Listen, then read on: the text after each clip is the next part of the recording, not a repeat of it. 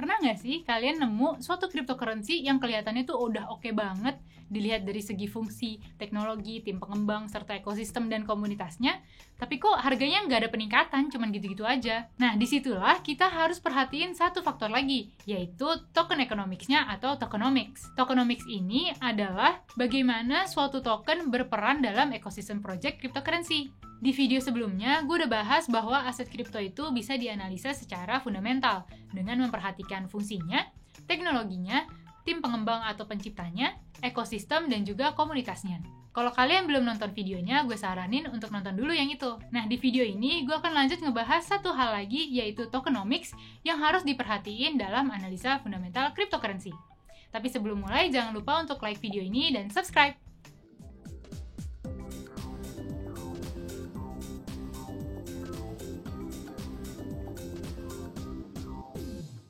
Ibarat kayak pemerintah yang punya kebijakan moneter, nah di cryptocurrency itu ada kebijakan tokennya juga yang namanya tokenomics. Tokenomics ini ada sebagai upaya yang dilakukan oleh suatu project cryptocurrency untuk menjaga nilainya sehingga tetap menarik minat investor. Ada beberapa hal yang harus diperhatiin dalam tokenomics. Yang pertama adalah supply token. Beberapa cryptocurrency memiliki jumlah supply yang terbatas dan bersifat deflasi.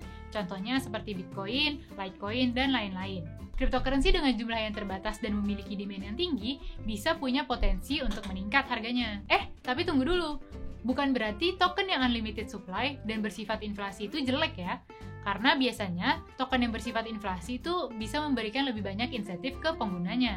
Dan untuk menjaga agar tingkat inflasinya terkontrol, mereka juga biasanya menerapkan penghapusan token atau token burn. Contohnya kayak Ethereum. Ethereum itu kan sifatnya inflasi karena dia tidak terbatas supply-nya. Tapi dia tuh punya mekanisme baru untuk menghapus token dari biaya transaksinya. Jadi semakin banyak orang yang transaksi, berarti kan semakin banyak tuh biaya yang dibakar. Kalau misalkan tingkat pembakaran itu lebih besar daripada tingkat inflasinya, berarti Ethereum bisa jadi bersifat deflasi, di mana nilainya akan semakin meningkat di masa depan, yaitu kebalikan dari inflasi.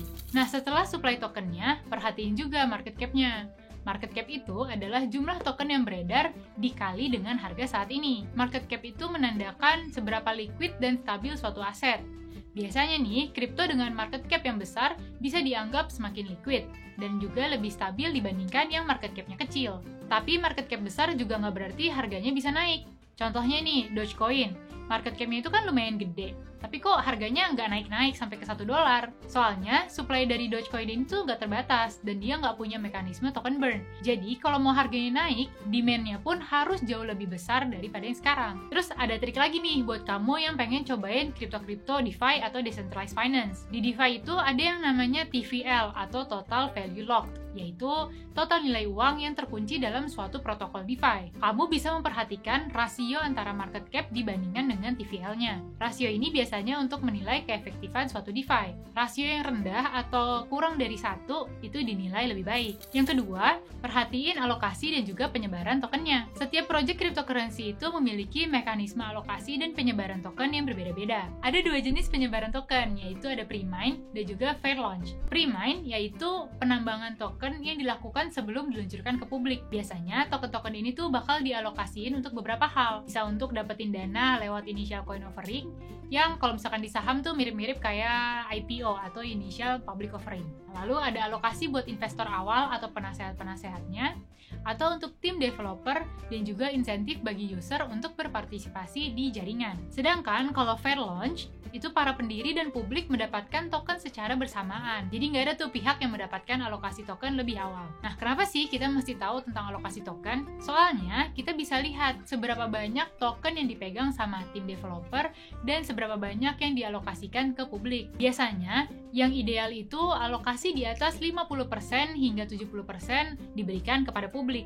Soalnya, semakin besar alokasinya ke publik, berarti semakin besar juga kendali investor terhadap harganya. Hal ini bisa meminimalisir kesempatan manipulasi harga oleh pihak tim pengembang proyek tersebut, juga meminimalisir potensi tim pengembangnya untuk kabur alias rug pull yang bisa bikin harga tokennya anjlok banget. Nah, setelah itu, kita juga bisa memperhatikan yang namanya vesting schedule. Tadi kan kita udah bahas nih, ke siapa token dialokasikan dan didistribusikan. Nah, kalau vesting schedule ini tuh untuk tahu kapan token yang pre-mine itu bisa dijual ke publik. Kenapa kita harus memperhatikan vesting schedule? Soalnya bakal ada resiko lonjakan supply atau supply shock kalau pemegang awal token yang dapat alokasi pre-mine itu menjual token-token mereka secara bersamaan. Jadi, dengan mengetahui vesting schedule, kita bisa memperkirakan dan siap-siap kapan kira-kira akan ada resiko volatilitas harga. Terakhir yang harus kalian perhatiin yaitu kegunaan dan demand terhadap token. Ada beberapa kegunaan atau insentif yang ditawarkan bagi pemegang token suatu cryptocurrency yang bisa mempengaruhi demand-nya. Di antaranya adalah hak dalam mengambil keputusan di jaringan blockchain, hak untuk mendapatkan biaya jaringan, store of value, dan juga untuk mendapatkan reward dari validasi jaringan dengan melakukan staking atau mining. Semakin banyak manfaat dalam memegang suatu cryptocurrency, demand-nya juga bisa semakin meningkat. Nah, itu dia apa aja yang perlu dicari tahu dan dipelajari untuk menganalisa suatu kripto secara fundamental. Setelah semua hal tersebut kita pelajari dan diketahui, kita bisa menilai dan lebih mantap dalam memilih aset kripto untuk investasi. Jangan lupa untuk like dan share video ini kalau bermanfaat, subscribe dan pasang bel notifikasinya supaya nggak ketinggalan video terbaru dari Koinvestasi. Koinvestasi, aset masa kini kayak masa depan.